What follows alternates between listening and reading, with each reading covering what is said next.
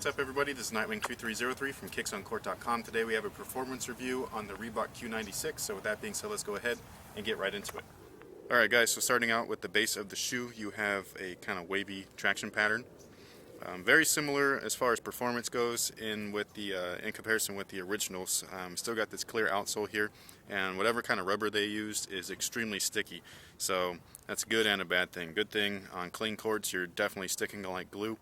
On a dirty court or moderately clean court, anything that's on the floor is going to stick to this stuff. So make sure to keep up with your wipes.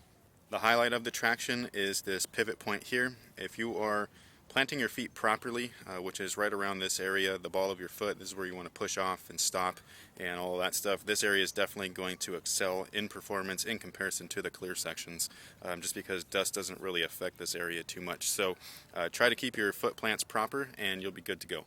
Full-length DMX foam is featured along the entire midsole for the cushion of the shoe, and this is pretty much the same exact stuff as what they used with the Answer 4s, but it's a much lower profile, so it's not quite as clunky. When you first try on the shoe, you're going to find that the step-in comfort is incredible, and that is because of this Ortholite insole here. It's nice and fluffy and spongy. However, the cushion of the shoe is fairly dense, so once you start playing in it, that awesome feeling that you get when you first try them on is going to go away. Inside the heel of the shoe, you have an EVA pad. It's shaped sort of like a U shape. It's similar to a zoom unit as far as its shape and position goes, and that provides you with a little bit of extra heel cushion upon heel strikes and impact. As far as forefoot cushion goes, as you can see when it travels down the midsole here, it thins out quite a bit. This is actually where your toes are hidden, so the amount of cushion that you're getting in the forefoot is incredibly small. So cushion overall is minimal. It's not the best setup. Personally, I think that there are better foam setups than this. However, it's not something where you're going to be playing in a lot of pain. The foam is a little bit forgiving. It just doesn't have a good bounce back. The upper features what they call 3D fuse frame. Basically, that is just a fused material. And they have that material along the entire upper, with the exception of the panels here, which are leather, and then the toe. Depending on the colorway, this one happens to be nubuck. The other ones are leather as well. So the benefits of this is that it's lightweight and it also conforms to your foot really well, unlike the originals where they had leather. And then this is also a little bit more durable. So performance-wise, I do prefer this over the original. However, I do think that the original looks a little bit better as far as a premium look or feel. As far as the fit is concerned, these actually fit a half a size large, so instead of my usual size 9, I went with an 8.5. The lockdown is one aspect that was definitely improved in comparison to the original.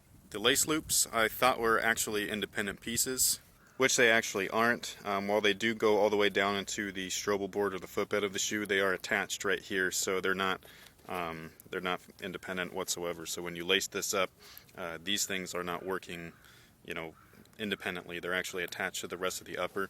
However, that does really do grip the entire foot fairly well. So the heel lockdown on the original Question was probably their biggest downfall, especially with the weight of the heel. Everything was just real floppy. This one is completely different. These perform much nicer. However, the padding was sacrificed throughout the entire shoe. So the heel or collar area, the tongue especially, there's really no padding within the interior of the sneaker other than the insole itself. The Reebok Question, the original, the ventilation was nearly non-existent. These guys definitely beef things up a little bit with open vents on the medial and lateral side.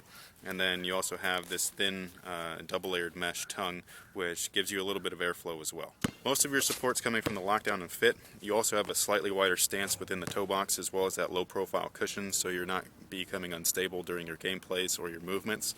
And then you also have this small little outrigger here to help prevent a potential rollover.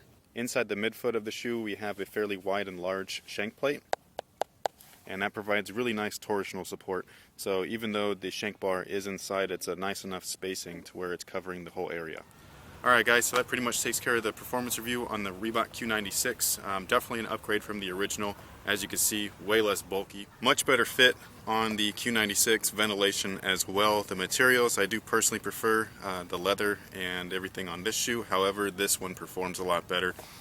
Traction overall is almost equal, even though this one does have a little bit more grooves versus the flat surface, just because this rubber is super sticky. Thank you guys for watching. Thanks for all your support. Be sure to check out kicksoncourt.com for all your performance needs, and until next time guys, have a good one. Ladies and gentlemen, Second thoughts on the beat. Then you know. Big up to Lace Cadence. Been looking out for this one, man. I love hip-hop music. I just hate the ego. The politics that follow it, getting caught in it can be lethal. See, I love the community, cause the community will embrace you. But when you turn your back, the community is the people that will hate you.